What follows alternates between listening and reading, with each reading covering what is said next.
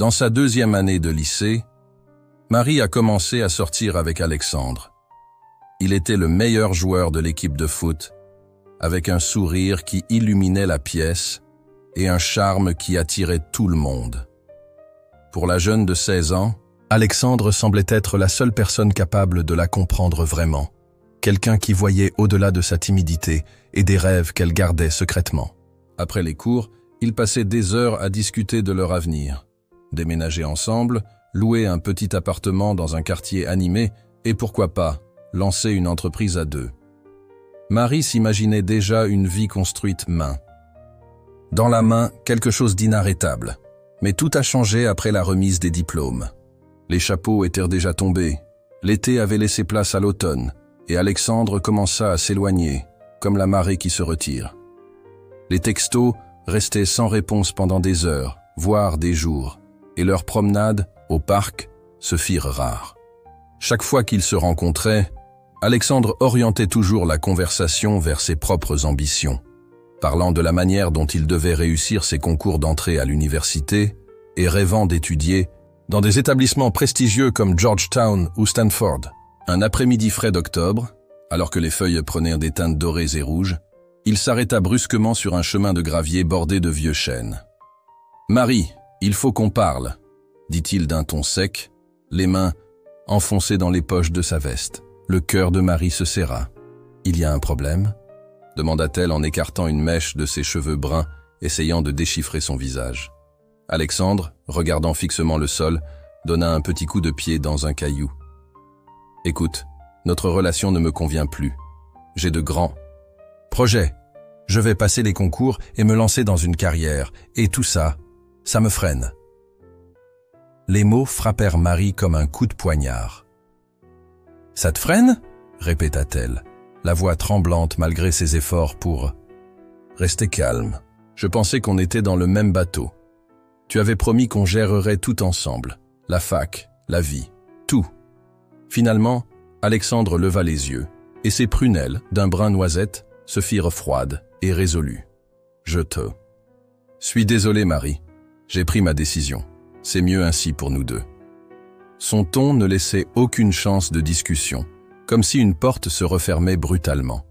Marie resta figée tandis qu'il se détournait et s'éloignait. Sa veste bleue familière rétrécissant à chaque pas, sans jamais se retourner.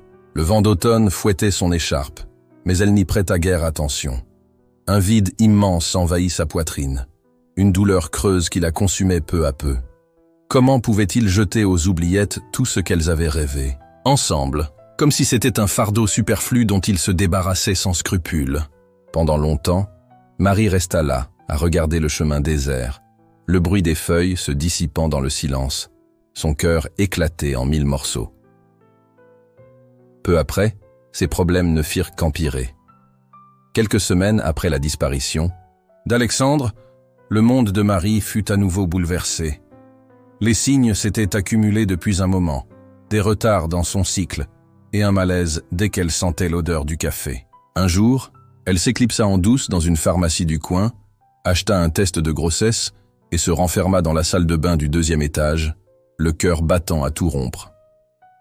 Plus tard, assise à la vieille table de la cuisine de la maison, familiale dans une banlieue bien ordonnée, ses mains tremblaient en tenant le test. 2 lignes roses lui renvoyaient un regard implacable, tel un panneau lumineux, annonçant une vérité inévitable. « Marie, le déjeuner est prêt. Viens, ça refroidit », lança sa mère d'une voix joyeuse par-dessus le bruit des assiettes. Dans la cuisine. Sans réfléchir, Marie fourra le test dans la poche de son sweat, sentant le plastique pincer sa paume, et se dirigea péniblement vers la salle à manger, chaque pas pesant de plus en plus. L'odeur du ragoût et de la sauce embaumait la pièce, un rituel typique du mardi. Son père était assis en bout de table, ses lunettes glissant sur son nez alors qu'il feuilletait le journal local. Et sa mère, avec son tablier taché de farine, portait un plat de casserole accompagné d'un bol de purée de pommes de terre. « Maman, papa, j'ai besoin de vous parler », murmura Marie, debout près de sa chaise, la voix faible et tremblante. Son père plia le journal en faisant un léger bruit et la regarda par-dessus ses lunettes. Qu'est-ce qui se passe, ma fille? On dirait que tu as vu un fantôme. Sa mère s'arrêta net, la cuillère en main, alors que la sauce coulait sur la nappe. Ma chérie, qu'est-ce qui ne va pas? Demanda-t-elle d'une voix qui se brisait en voyant le visage pâle de Marie. Le cœur de la jeune fille se serra et sa respiration s'arrêta un instant. « Je suis enceinte », parvint-elle à dire, les mots se désagrégeant dans l'air. Un silence écrasant s'abattit dans la pièce. La cuillère tomba au sol, éclaboussant la sauce partout.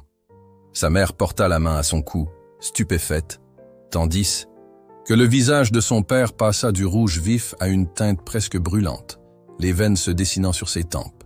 Le journal s'écrasa sur la table avec fracas. « Enceinte ?» s'écria sa mère, se précipitant pour attraper un torchon et le tordre nerveusement. « Marie, tu nous as honte. Comment as-tu pu être aussi imprudente? Qu'est-ce que vont bien pouvoir dire les gens ?» « Attends, Louis », intervint son père d'un ton bas et menaçant, repoussant sa chaise avec force, au point qu'elle grince. « Tu me dis que tu as tout gâché, ta vie et la nôtre. Qui est le père ?»« C'est ce garçon, Alexandre », balbutia Marie, les larmes aux yeux. « C'est compliqué. Il est parti, papa, mais je peux gérer. Je te promets que je vais trouver une solution. » La voix de sa mère monta presque jusqu'au cri. « Tu as 17 ans. Tu crois vraiment pouvoir t'occuper d'un bébé? Et l'école? Et nous? Les voisins vont en parler? L'église aussi !»« Je n'ai pas choisi ça », répliqua Marie, sa voix se brisant tandis qu'elle s'agrippait au bord de la table. « Je ne voulais pas ça. J'ai peur, mais je ne fuirai pas. » Le rire de son père résonna, amer et froid. « Tu devrais avoir peur. Tu ne te rends pas compte de ce que tu as fait, » dit-il en pointant son doigt vers elle, les yeux flamboyants. « Ce n'est pas une petite erreur qu'on peut réparer avec des excuses. Tu ne vas pas élever un enfant sous mon toit. C'est fini. » « Non », tenta de dire sa mère, mais son père se retourna contre elle. « Arrête de la cajoler.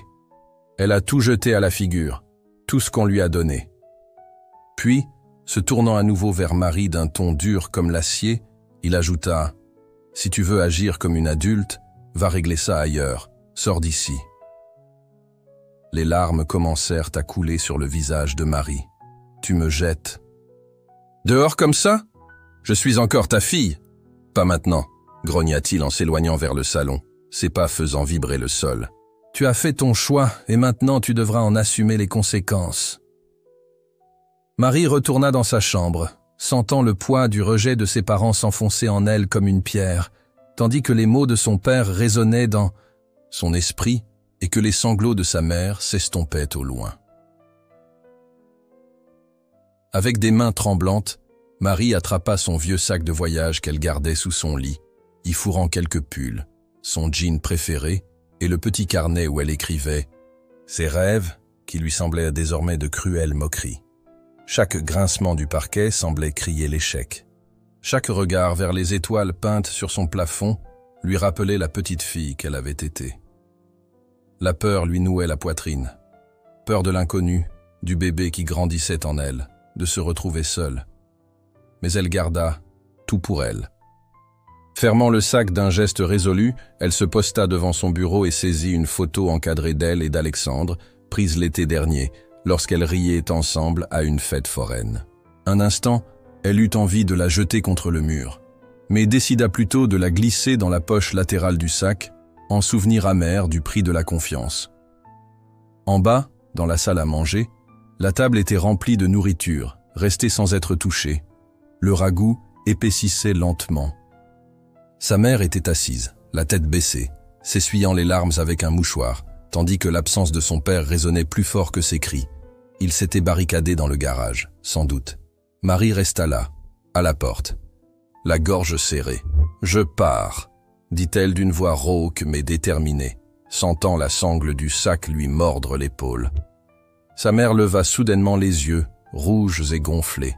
« Marie, attends, réfléchis un peu. Où vas-tu aller? Est-ce vraiment important? » « Tu as entendu, papa. Je ne suis plus la bienvenue ici. Vous déformez tout. » Sa mère sanglotait, faiblement, et faillit faire tomber sa chaise. Nous sommes tristes, oui, mais fuir n'est pas la solution. Et l'école? Et nous? Je suis triste parce que papa m'a traité de honte et m'a chassé. Que suis-je censé faire? Faire comme si de rien n'était. Sa mère ouvrit la bouche, puis se referma en s'agrippant à la table. Comme si c'était son seul soutien. On a juste besoin de temps, murmura-t-elle presque pour elle-même. Le temps est écoulé, dit Marie, se détournant avant que sa détermination ne s'effondre. Elle prit son manteau accroché à la porte, ce poids familier qui lui offrait un maigre réconfort, et sortit sur le porche. L'air de janvier la frappa comme une claque, froid et tranchant, brûlant ses joues et se faufilant sous ses chaussures. La neige recouvrait le jardin, et les réverbères projetaient une lumière pâle sur le trottoir silencieux. Dehors, avec son souffle se transformant en buée dans l'obscurité, le sac pesait sur ses épaules, et la réalité s'imposa. Elle n'avait nulle part où aller, sans Alexandre, sans foyer, sans plan, sauf une lueur d'espoir. La maison de sa grand-mère, Madame Claire, qui vivait à 2 heures d'ici, à Oakwood, dans une petite maison en briques, avec un porche délabré et un jardin qui fleurissait même en hiver. Marie n'avait pas revu sa grand-mère depuis Noël, mais elle se souvenait encore de sa voix rugueuse au téléphone. « Tu seras toujours la bienvenue ici, ma chérie, toujours. » Jamais on ne l'avait repoussée, en aucun cas. Les mains tremblantes, Marie chercha le numéro de sa grand-mère sur son portable. Le téléphone sonna 1, 2 fois, puis la ligne se coupa. « Marie ?» La voix de Madame Claire résonna, chaleureuse mais étonnée. « Il est tard, qu'est-ce qui se passe, mamie ?» La voix de Marie se brisa alors qu'elle commençait à expliquer. « J'ai besoin de venir habiter avec toi. Est-ce que je peux y aller maintenant ?» Il y eut une pause, sans doute Madame Claire se réajustant dans son vieux fauteuil. « Qu'est-ce qui se passe, ma fille ?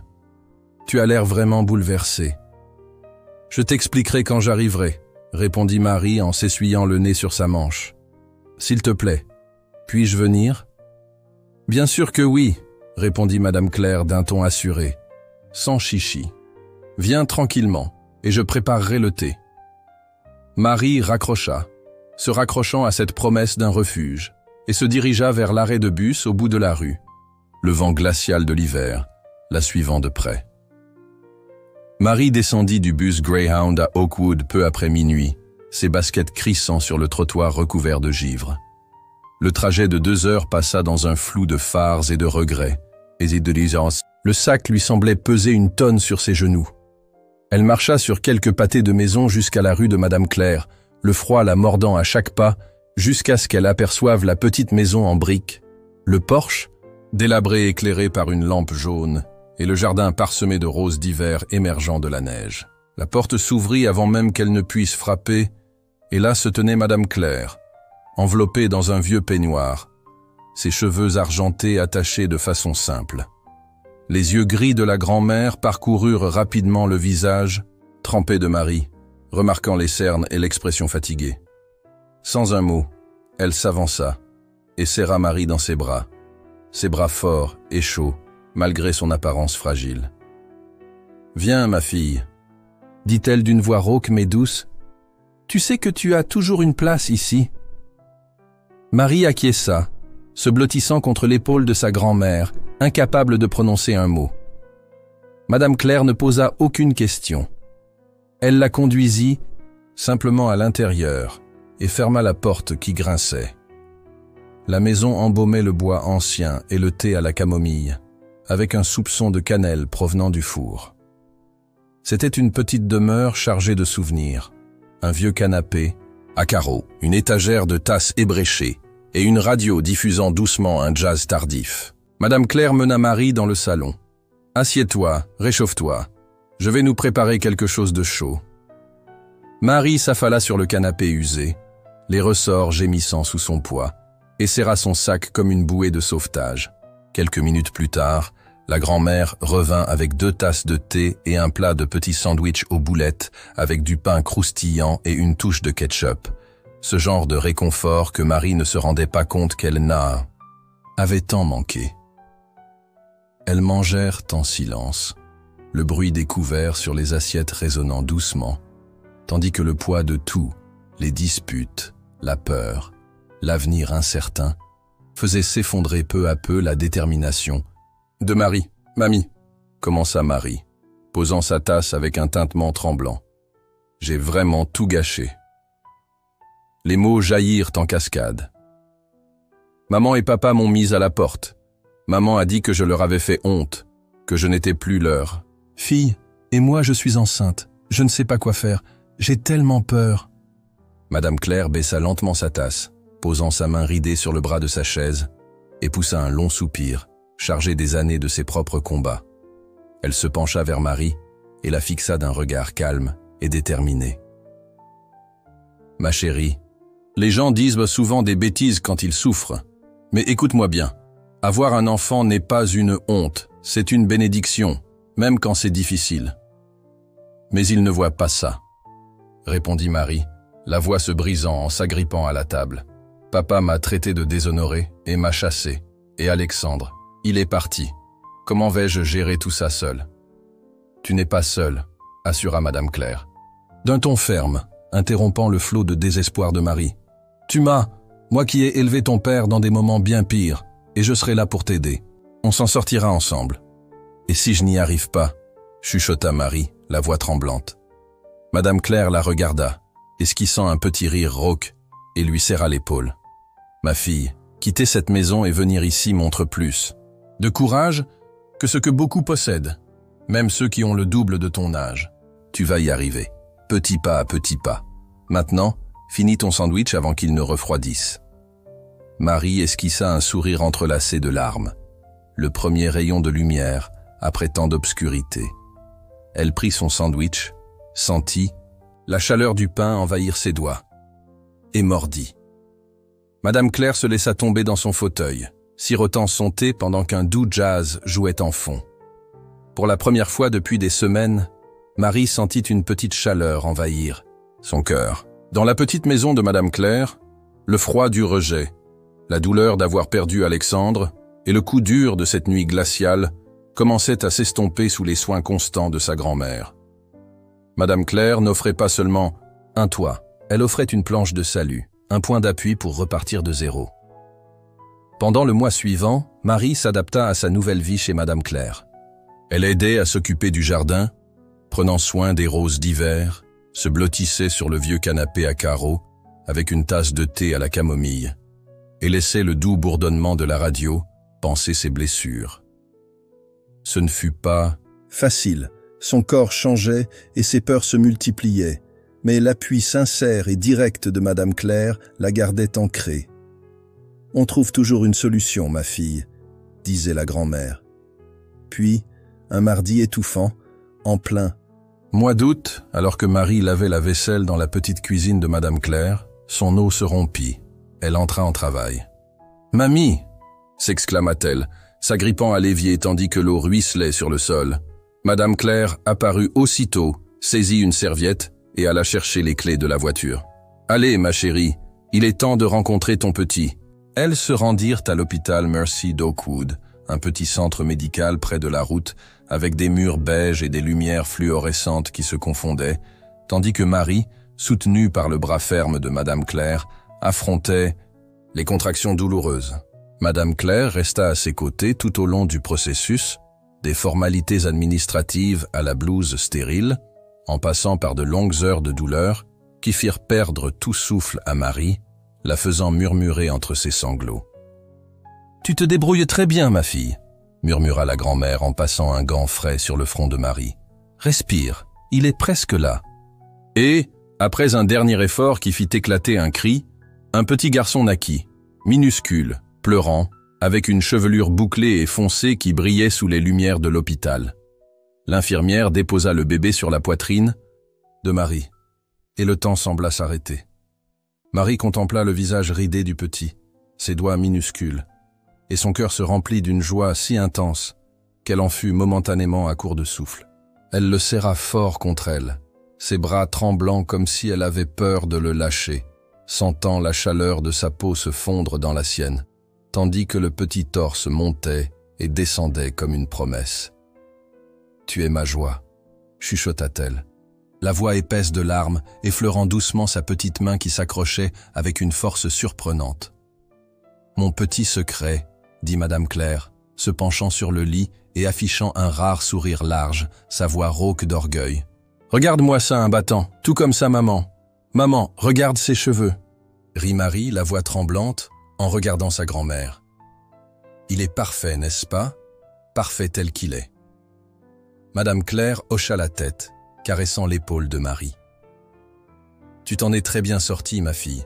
Je suis tellement fière de toi. » La chambre d'hôpital se remplit de bips doux, de murmures des infirmières et des voix lointaines. Marie caressa le visage de son petit, mémorisant chaque détail, le clignement de ses yeux, la manière dont ses lèvres se pinçaient comme s'il rêvait déjà. Elle avait toujours eu peur de cet instant, peur de ne pas être à la hauteur, peur de l'avenir, mais, en le tenant dans ses bras, une nouvelle force naquit en elle. Non seulement la peur, mais la volonté de lutter pour lui, pour elles deux. « Tu crois qu'il a faim ?» demanda Madame Claire, remarquant que le bébé se blottissait contre le cœur de Marie. « Peut-être bien. » répondit Marie en le repositionnant avec soin, encore émerveillée par sa fragilité. « Je suppose qu'on le découvrira ensemble, n'est-ce pas, mon petit ?» Madame Claire laissa échapper un petit rire et s'assit à côté d'elle, sur une chaise. « C'est ça. Vous allez très bien vous en sortir. J'ai un bon pressentiment. » Les années passèrent dans la petite maison en briques de Madame Claire, chaque jour, renforçant le lien entre Marie et son fils, Julien. Le garçon grandit, passant de bébé pleurnichard à un petit garçon débordant d'énergie, avec des boucles sombres qui formaient un vrai désordre sous le soleil. Lorsqu'il eut 5 ans, il devint une véritable tornade de questions. Pourquoi les oiseaux chantent-ils? Comment les nuages flottent-ils? Sa curiosité était immense, aussi vaste que le ciel d'Oakwood. Marie et Madame Claire se relayaient pour répondre à ces innombrables questions, émerveillées par la vivacité de son esprit. Une chaude soirée d'été, alors que les grillons chantaient et que l'odeur de jasmin emplissait l'air, les questions du petit devin devinrent plus sérieuses. Assis sur la terrasse, sur les marches en bois qui grinçaient, Madame Claire se balançait dans son fauteuil, tricotant un foulard bleu un peu défraîchi, tandis que Julien tenait un cornet de glace à moitié fondu, avec le jus coulant de ses petits doigts. Le soleil se couchait, peignant le jardin de teintes dorées et rosées. Julien resta silencieux un moment, chose inhabituelle. Puis, fixant intensément Madame Claire de ses grands yeux noisettes, il demanda « Mamie, pourquoi tous les enfants à l'école ont-ils un grand-père et une grand-mère, alors que je ne les ai jamais vus? Maman me dit que ce sont mes arrière-grands-parents, ajouta-t-il tout confus. Qu'est-ce que ça veut dire? Madame Claire cessa de tricoter, laissant les aiguilles s'emmêler dans ses bras. Elle savait que ce jour viendrait. Les enfants sentent toujours ce qui manque, mais la question la prit quand même au dépourvu. Rassemblant ses mains, elle expliqua calmement. « Ce n'est pas simple, mon chéri. C'est un sacré bazar d'affaires d'adultes, et tu es encore trop petit. Mais je vais essayer de t'expliquer. Parfois, les adultes font d'énormes erreurs. Tes grands-parents, les parents de ta maman, ont eu peur quand elle a découvert qu'elle était enceinte. Ils n'ont pas su voir combien tu serais spécial.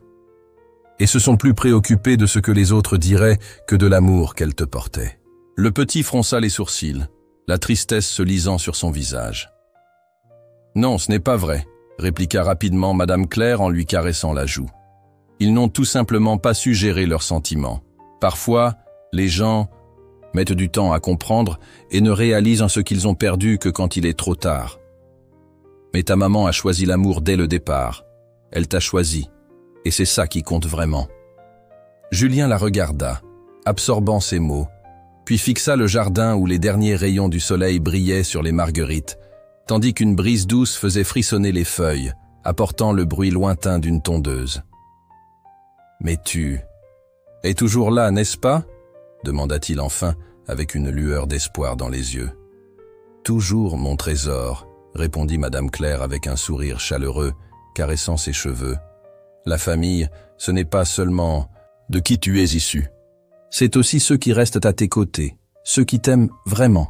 Et moi, je ne vais nulle part. » Julien sourit, dévoilant ses dents inégales, et cela fit fondre l'atmosphère. « C'est parfait, alors. » Plus tard dans la journée, Marie se retrouva devant l'évier de la cuisine, les mains plongées dans l'eau savonneuse en frottant une casserole qui n'en avait pas vraiment besoin. Par la fenêtre, elle entendait les voix de Julien et les remarques douces de Madame Claire sur la terrasse, portées par la brise chaude d'août. Elle capta la fin d'une conversation sur le fait que personne ne voulait d'elle. Et son cœur se serra lorsque l'éponge lui échappa des doigts et tomba dans l'eau. Des larmes commencèrent à couler aussitôt sur son visage avant qu'elle ne puisse les retenir. Elle porta sa main humide à son visage, essayant de contenir un sanglot, pendant que la vieille douleur du rejet parental se ravivait. Mais la voix calme et réconfortante de Madame Claire agissait comme un baume, adoucissant peu à peu la douleur. Au fil du temps, Marie construisit sa vie à Oakwood, une vie qui, bien que modeste, tenait bon. Pendant de nombreuses années, elle travailla au restaurant de Madame Martin, qui est un petit établissement chaleureux en banlieue, avec des banquettes en vinyle usées et une jukebox qui ne fonctionnait plus depuis les années 90. Elle avait commencé à y travailler dès qu'elle s'était installée chez Madame Claire, un boulot pour garder la lumière allumée, pendant qu'elle passait ses après-midi dans le petit bureau à l'arrière, assise dans une chaise d'occasion. Les rêves d'aller à l'université, peut-être pour étudier l'infirmière ou l'enseignement, flottaient dans son esprit certains soirs, mais elle finit par les mettre de côté. Chaque service, chaque pourboire, chaque heure supplémentaire était mis de côté dans une boîte de conserve cachée sous son lit, étiquetée « Avenir de Julien », avec des pièces et des billets froissés, tout ce qu'elle pouvait économiser. Tout cela était pour lui, pour ses études, pour une chance qu'elle n'avait jamais eue. Mais la vie, comme elle le fait souvent, avait d'autres plans. Un jeudi étouffant de faim. De printemps, Marie n'avait pas bien dormi la veille et passa la journée à traîner au restaurant, le bourdonnement des lumières fluorescentes martelant dans ses oreilles. Son tablier était alourdi par le café et ses baskets crissaient sur le sol alors qu'elle remplissait les tasses. Pendant qu'elle servait un café à un camionneur, une vague de vertige l'envahit à cause de la fatigue ou de la chaleur, elle ne savait plus. Son pied trébucha sur une chaise, la casserole se renversa, et le café chaud se répandit en un arc fumant sur une table, imbibant des papiers, un téléphone, et le genou d'un homme élégamment vêtu, dans un costume bleu foncé, qui n'était sûrement pas en solde. « Mon Dieu !» s'exclama Marie alors que la casserole tombait et qu'elle se précipitait pour attraper des serviettes, essayant de nettoyer le désordre. « Pardon, monsieur, je ne voulais pas… » L'homme essuya calmement le café de son costume, son visage sérieux et impassible. Il avait environ 40 ans, avec des traits marqués et quelques cheveux gris. Marie se prépara à une réprimande, mais il la regarda en silence tandis qu'elle bafouillait. « Puis-je demander un jour de congé ?»« Il y a une teinturerie à 2 rues d'ici. Je peux m'en occuper moi-même, » dit-elle. Il leva la main pour l'interrompre, ses yeux bleus fixés sur les siens. « La nettoyage, c'est bon, mais j'ai une réunion dans 1 heure. Si tu veux arranger ça, apporte-moi quelque chose à porter en attendant que mon costume soit prêt. » Marie cligna des yeux, le visage marqué par la panique. « Quelque chose à porter ?»« D'accord. Donne-moi 21 minutes, s'il te plaît. » Elle se précipita vers la cuisine, esquivant un aide, et implora Madame Martin pour une courte pause. « C'est une urgence, je te promets que je reviens tout de suite. » Madame Martin, une femme à la voix un peu rugueuse mais directe, hocha simplement la tête et continua son travail. Marie courut à travers la rue, le sweat perlé de sueur sur le dos, et arriva chez Madame Claire. Julien était à l'école, et Madame Claire faisait la sieste. Le timing parfait. Marie fouilla dans le placard, repoussant des manteaux usés, jusqu'à trouver le vieux manteau en velours côtelé de son grand-père, du style des années 70, de couleur marron, remandé au coude, avec une légère odeur de tabac. C'était exactement ce dont elle avait besoin. Essoufflée, elle retourna au restaurant et remit le manteau à l'homme en costume. « Voilà, Ce n'est pas très chic, mais il est propre, dit-elle. L'homme examina le tissu décoloré et les manches usées, puis éclata de rire, un rire profond qui résonna dans le restaurant silencieux. Marie resta figée un instant, puis esquissa un sourire nerveux. « C'est vintage, alors ?»« Vintage, oui », répéta-t-il encore en riant, en s'emparant du manteau. Celui-ci pendait librement sur ses épaules, contrastant avec l'élégance de son pantalon. Mais il le prit avec humour. « Tu as du cran, je te l'accorde », dit-il en essuyant ses mains sur son tablier.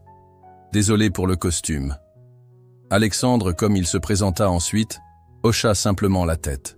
« J'ai une réunion, on réglera ça plus tard. » Il prit sa mallette humide et se dirigea vers une cabine au fond, où Madame Martine s'était assise.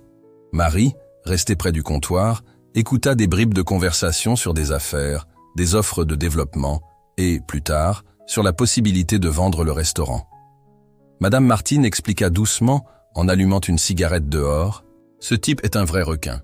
Il traque cet endroit depuis des mois, voulant le transformer en centre commercial ou en appartement. » Le ventre de Marie se noua. Le restaurant n'était pas qu'un emploi pour elle. C'était sa bouée de sauvetage, le fruit de longues années d'économie. Si cet homme achetait l'endroit, tout ce qu'elle avait économisé avec tant d'efforts pourrait disparaître en un instant. Le lendemain matin, Marie se retrouva à l'angle de la rue des Acacias et de la rue des Chênes, tenant le costume propre dans un sac en plastique. Le soleil brillait fort, reflétant sur les vitrines silencieuses d'Oakwood, mais ses nerfs étaient en ébullition. Elle était furieuse, vraiment très en colère, contre le plan de l'investisseur et contre la menace qui planait sur le restaurant, son refuge depuis plus de 15 ans. Lorsque l'homme réapparut, cette fois vêtu de gris, sans aucune trace du manteau en velours, elle lui jeta le sac avec une mâchoire serrée. « Merci pour ça, Alexandre », dit-elle. Il prit le sac d'un hochement de tête et demanda « Combien te dois-je pour la teinturerie ?» Marie grogna. « Garde la monnaie, je ne veux pas d'argent. » Il s'arrêta un instant, levant les sourcils en remarquant le ton de sa voix. « Ça va, on dirait que tu vas me frapper. Pourquoi tiens-tu autant à ça? Tu n'es qu'un investisseur, n'est-ce pas? Tu arrives et tu te fiches de la vie des gens normaux qui dépendent de ce restaurant pour survivre. » Alexandre resta silencieux, et son attitude détendue sembla vaciller un instant. Il la regarda simplement, ses yeux bleus inexpressifs, puis inclina légèrement la tête et se détourna en murmurant « D'accord, je suppose. » Marie le regarda s'éloigner, sa colère se transformant en une douleur sourde. Elle pensa que c'était fini, encore un homme qui confirmait ses soupçons. Mais le lendemain, en entrant au restaurant de Madame Martine, quelque chose semblait différent. Elle poussa la porte, son tablier à peine noué, et se figea, alors que tous, cuisiniers, serveuses, et même le monsieur qui servait le café, la regardaient en souriant comme s'il venait de gagner. À la loterie. « Qu'est-ce qu'il y a avec ces sourires ?» exigea-t-elle, les mains sur les hanches. Madame Martine sortit de la cuisine, sa voix rauque se transformant en un large sourire enthousiaste. « Tu es vraiment incroyable. »« Marie !» Alexandre a appelé hier soir et a dit qu'il annulait son projet d'achat. Il ne touchera pas au restaurant à moins que tu acceptes de dîner avec lui. La mâchoire de Marie tomba. Dîner avec lui? Sa tête tourbillonnait. 15 ans? Sans sortir. Sans relation depuis Alexandre. Rien. Elle avait fermé cette porte et jeté la clé. Les hommes posent souvent des problèmes, avait-elle appris à ses dépens. Sa vie était compliquée, et le restaurant représentait tout pour elle. Et maintenant, cet homme en costume apparaît pour décider de son avenir. Cela sentait l'arnaque. « C'est de la folie », murmura-t-elle en se frottant les tempes. « Je ne sais pas ce qu'il cherche », répondit Madame Martine en haussant les épaules. « Mais pour l'instant, le restaurant est en sécurité.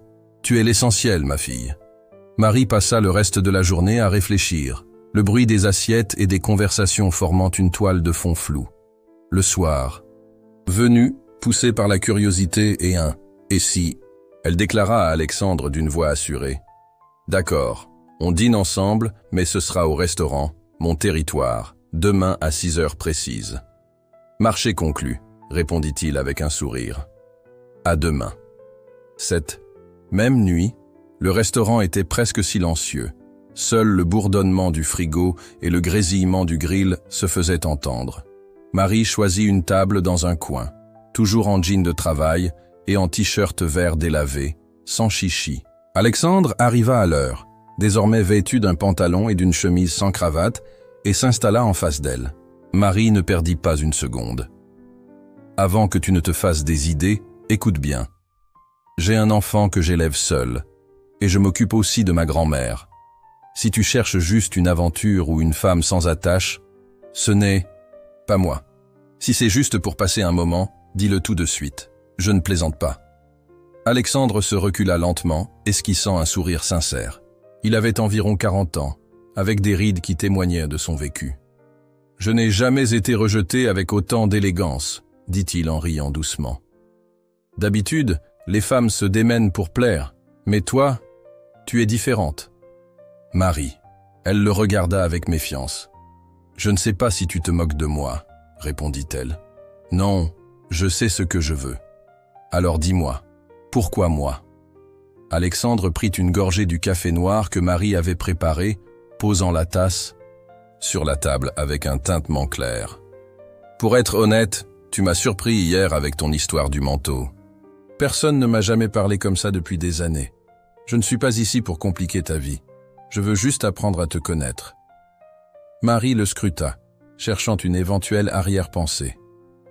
La lumière du restaurant faisait ressortir quelques cheveux gris dans son cheveu et une petite cicatrice sur son doigt. Il ne détacha pas son regard. « Très bien, » dit-elle enfin en se reculant légèrement, « mais gardons les choses simples. Hamburger, frites et rien. De plus. » Marché conclu, acquiesça Alexandre en levant sa tasse en guise de toast. Peu après, Madame Martine servit leur plat, hamburger juteux et frites croustillantes, et ils mangèrent, pendant que la tension s'estompait peu à peu, au fil d'une conversation plus détendue. Marie n'était pas encore prête à lui faire pleinement confiance, mais l'atmosphère chaleureuse du restaurant et le rire facile d'Alexandre firent lentement tomber ses défenses. Au cours des mois suivants, ce premier dîner ne fut que le début. Alexandre commença à venir plus souvent, d'abord une fois par semaine, puis 2 fois, apportant de petits gestes attentionnés. Un bouquet de marguerites du marché, des billets pour aller voir un film dans le vieux cinéma du centre, et même l'invitation à admirer les feux d'artifice de la foire. Les murs que Marie avait érigés après tant de souffrances commencèrent à se fissurer. Elle se surprenait à sourire à ses blagues et à prolonger ses conversations plus longtemps que prévu, bien que la confiance restât encore en suspens. Alexandre était comme une énigme, très soigné et persistant, et elle ne pouvait s'empêcher de penser qu'il y avait quelque chose de plus derrière tout cela. Un soir clair d'octobre, alors que les feuilles craquaient sous leurs pas, Alexandre lança une proposition inattendue alors qu'ils terminaient leur hamburger au restaurant. Une vieille chanson de Patsy Cline résonnait dans la jukebox. Il déposa sa fourchette et la regarda fixement. « Marie, j'aimerais rencontrer ton fils et ta grand-mère, si tu es d'accord, » dit-il d'un ton posé. Elle resta sans voix, un peu de ketchup sur les doigts. « Les rencontrer ?» répéta-t-elle, la tête pleine d'idées. « Pourquoi ?» Il haussa les épaules et esquissa un sourire timide. « Parce que ce sont les personnes qui comptent vraiment pour toi. Je suis avec toi depuis des mois maintenant et, il me semble, important de savoir qui sont ceux qui te sont chers. » Ces mots brisèrent les années de méfiance accumulées. Hésitante, elle finit par dire « D'accord. » Le rendez-vous eut lieu le samedi suivant chez Madame Claire. Marie passa la matinée à ranger la maison, passant l'aspirateur sur le vieux canapé, nettoyant les comptoirs encore et encore, le ventre noué. Alexandre arriva à 3 heures de l'après-midi, vêtu de manière décontractée, en jean et chemise à carreaux, et apporta un sac de pommes fraîches achetées sur la route. « Je me suis dit que ces pommes iraient bien pour le dîner ?» dit-il en les lui tendant, avec un sourire amical. Madame Claire tomba immédiatement sous son charme et l'invita à entrer dans le salon, son peignoir se balançant doucement alors qu'elle commençait à raconter comment Marie avait toujours été une fille forte, élevant son fils Julien seul sans jamais se plaindre, travaillant dur au restaurant. « Mamie, arrête », dit Marie en rougissant. Il n'a pas besoin d'entendre toute cette histoire. Alexandre rit doucement, hochant la tête. « Je connais déjà l'histoire, dit-il. » Madame Claire sourit fièrement et lui tapota le bras. Peu après, la porte s'ouvrit brusquement et Julien entra, le sac à dos rebondissant et les baskets couvertes de boue d'école. « Maman, je suis là. » Aujourd'hui, on a disséqué un verre et c'était dégoûtant. Il s'arrêta, regardant Alexandre avec curiosité. « C'est qui, celui-là » demanda-t-il. Marie se prépara à expliquer, mais Alexandre se pencha et dit « Salut, je m'appelle Alexandre. Dis-moi, comment se déplacent les vers sans pattes? Ça fait un moment que je n'ai pas lu un livre de science. » Les yeux de Julien s'illuminèrent, sa timidité disparaissant aussitôt. « Ils ont de petits poils et des muscles qui les font bouger, comme une petite bande transporteuse, » expliqua-t-il, puis se précipita pour chercher une boîte pleine de bric-à-brac, des bouts de circuit, une loupe et un vieux guide des insectes, et il passa 40 minutes à montrer à Alexandre un ventilateur bricolé et un dessin des constellations. Alexandre écoutait attentivement, posant des questions. « À quoi sert ce fil? Comment as-tu découvert ça ?» Son sourire s'élargissait à chaque réponse. Marie les observa depuis la porte, les bras croisés, surprise par la connexion naturelle qui s'était nouée entre eux. Madame Claire s'approcha, pelant des pommes pour faire une tarte, et demanda doucement à Marie « Pourquoi souris-tu comme ça ?»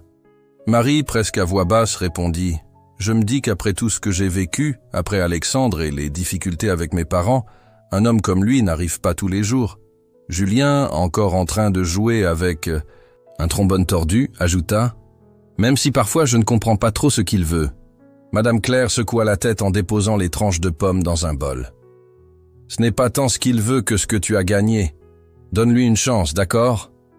Marie resta silencieuse, observant Alexandre et Julien, leur tête, penchée sur un amas de fils, tandis que la pièce se remplissait de la chaleur de leur voix, une chaleur qu'elle n'avait plus ressentie depuis longtemps. Peut-être que ses défenses l'avaient empêché de laisser entrer quelque chose de bon. 6 mois plus tard, alors que le printemps fleurissait à hauts coudes, Alexandre surprit à nouveau Marie. Ils étaient sur la terrasse de la maison de Madame Claire, l'air embaumé de lilas, et Alexandre, qui était plus calme que d'habitude, jouait avec un kit de robotique. Il se calma, posa sa tasse de café et prit la main de Marie. Son cœur se mit à battre fort. Elle reconnut ce regard, celui qui annonçait que tout allait changer. « Marie, je veux t'épouser. Je veux passer le reste de ma vie avec toi. »« Qu'en dis-tu » Marie le regarda, les mots tournoyant dans sa tête. « Mariage, une fille de resto avec un rêve, simple et un enfant. » Alexandre était comme une bourrasque inattendue, solide, aimable, capable de rire de ses défauts et de rester malgré tout. Parfois, allongée à ses côtés, elle se demandait si ce n'était qu'un rêve, mais il était, là, aussi réel que les callosités sur ses mains, ses yeux bleus fixés sur les siens. « Tu es sérieuse ?» murmura-t-elle, plus pour elle-même que pour lui. « Tout à fait sérieuse » répondit-il en serrant sa main. « Tu as presque dit oui, même si tu hésitais un peu. » Puis, comme si cela ne suffisait pas, Alexandre ajouta quelque chose qui scella le tout. Ils avaient déjà parlé du travail au restaurant. Alexandre lui avait même suggéré de quitter son boulot pour rejoindre son agence immobilière, s'occupant de l'administration. « Mais j'aime le restaurant de Madame Martine », dit Marie fermement. « C'est ma bouée de sauvetage et je prépare aussi le fonds pour l'université de Julien. » Alexandre ne poussa pas plus loin le sujet, laissant simplement faire. Une semaine après sa proposition, il apparut chez Marie avec une épaisse enveloppe et un sourire qui ne quittait pas son visage. Madame Claire était dans la cuisine, pelant des carottes pour un ragoût, et Julien était allongé sur le tapis, dessinant des engrenages. Alexandre déposa l'enveloppe sur la table et dit « Ouvre-la ». Marie fronça les sourcils et l'ouvrit. Ses yeux s'arrêtèrent sur l'entête. Faculté de médecine de l'université Carson, et les mots « Docteur Durand » bourse intégrale pour le cursus prémédical. Elle retint son souffle. « Qu'est-ce que c'est que ça ?» demanda-t-elle. Alexandre la regarda, souriant. « On va couvrir 4 années complètes d'université. Tu commenceras, disons, dans 9 ans, quand Julien sera prêt. »« Arrête de rire, » répliqua-t-elle en pleurant. « Alexandre, comment as-tu fait ça ?» Marie se précipita vers sa chambre, attrapa la boîte d'économie étiquetée « Avenir de Julien » et la versa sur la table. « Garde cet argent, » dit Alexandre avec un sourire doux. « Je l'ai fait parce que je voulais aider, pas pour en tirer profit. » Marie regarda l'argent, puis le regarda, le cœur battant. Julien, curieux, demanda « Est-ce que ça veut dire que je serai médecin ?» Et Madame Claire éclata de rire, applaudissant de joie. L'ambiance se remplit de voix, mais l'esprit de Marie s'évadait déjà ailleurs. Quelques jours plus tard, Marie décida de passer à l'action. Elle réunit chaque centime de 15 ans de pourboires au restaurant et commanda une veste sur mesure dans une petite couture locale. C'était une pièce magnifique, en laine bleu marine, taillée avec autant d'élégance que les costumes d'Alexandre, mais avec un col en velours côtelé, un clin d'œil à ce jour chaotique. Elle l'enroula dans une jolie boîte, noire, attachée d'un ruban argenté, et attendit le moment opportun. Ce moment arriva un soir tranquille, juste elles deux, après la fermeture du restaurant de Madame Martine. L'endroit était sombre, sauf pour une lumière douce sur leur table. Marie fit glisser la boîte devant Alexandre, ses mains tremblant en l'ouvrant. Alexandre leva un sourcil, défit délicatement le ruban, et quand il sortit la veste, son sourire se fit tendre. « Marie, c'est pour toi, » dit-il d'une voix émue. « Pour être là, pour tout. J'avais tellement peur de laisser quelqu'un entrer, mais tu es bien réel. Merci. » Il passa la main sur le col, regardant Marie avec des yeux pétillants. « Alors, ça veut dire que tu dis oui ?» rit-elle entre ses larmes. « Oui, Marie, ça veut dire oui. » Il la serra fort dans ses bras, la veste coincée entre eux, et pour la première fois, Marie laissa la chaleur envahir son cœur. Ce n'était pas un rêve, c'était bien la réalité. Alexandre poursuivit ses études à l'université Carson, comme s'il y était né. Pour lui, la science n'était pas qu'une matière scolaire, c'était sa passion, la force qui l'animait depuis qu'il démontait des lampes. De poche enfant, réussissant ses examens avec une facilité déconcertante, et sa curiosité illuminait chaque salle de classe et laboratoire. Lorsqu'il fut diplômé, en étant le premier de sa promotion, une clinique privée à Baltimore l'embaucha avant même que son diplôme ne soit imprimé. À 22 ans, il devint chirurgien, avec des mains sûres maniant le scalpel dans des blocs opératoires où la vie et la mort se balançaient sur un fil.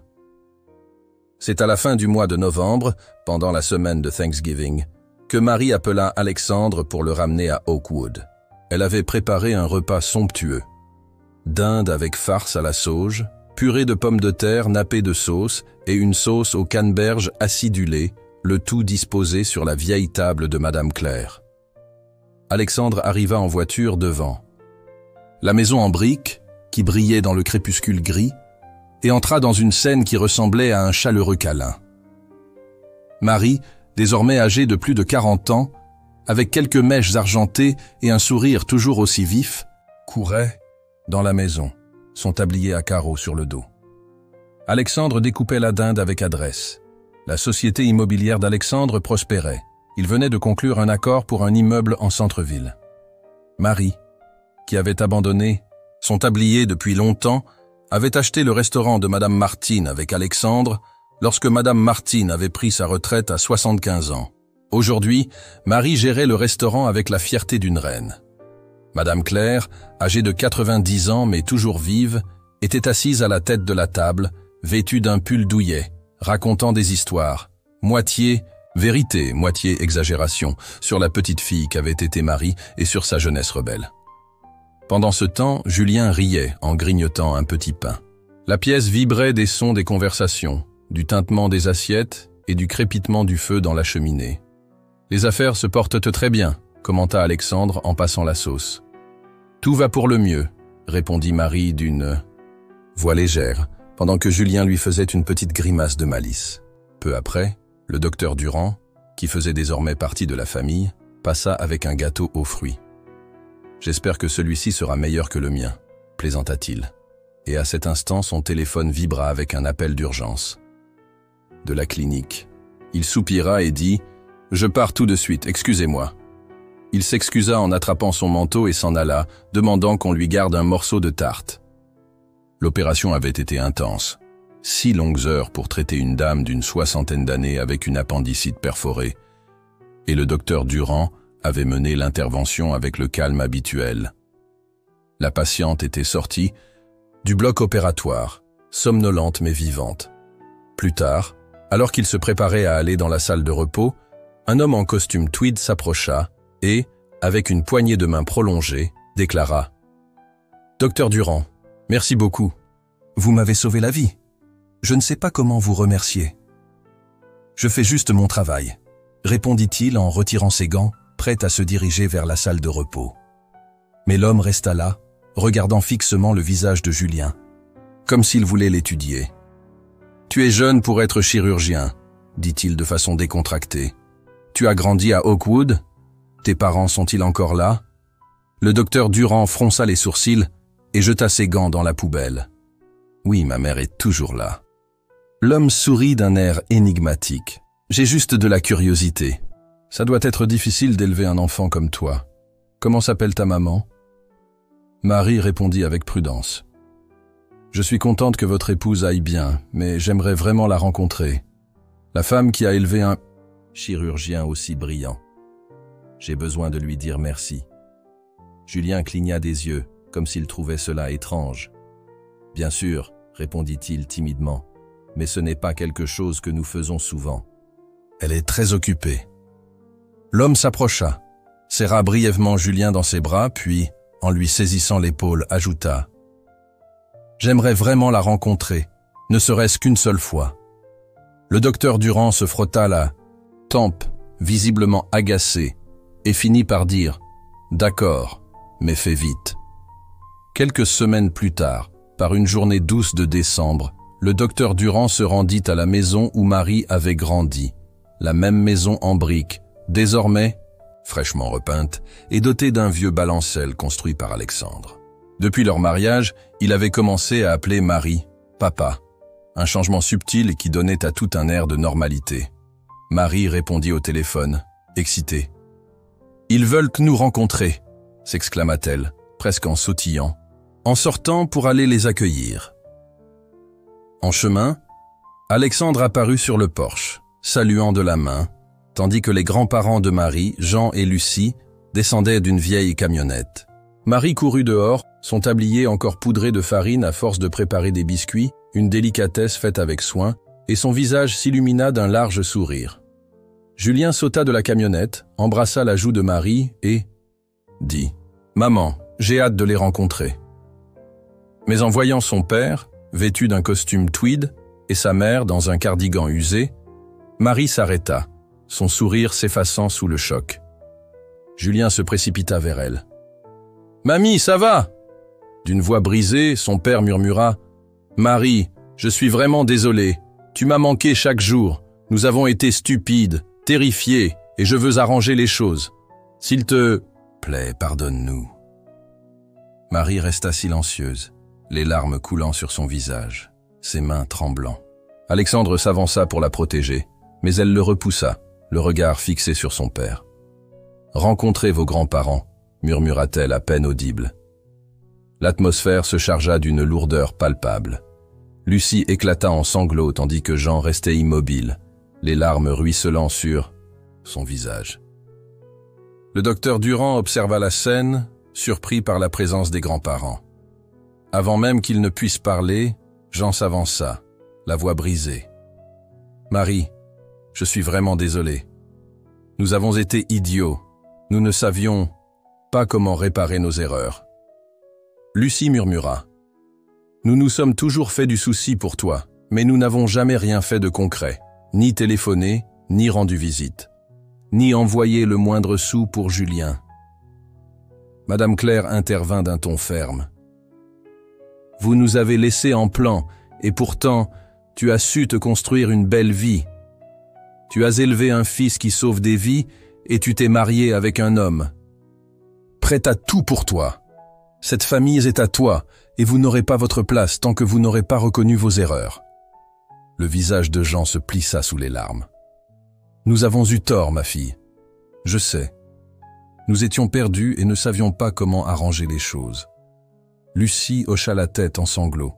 « Nous sommes vraiment désolés, Marie.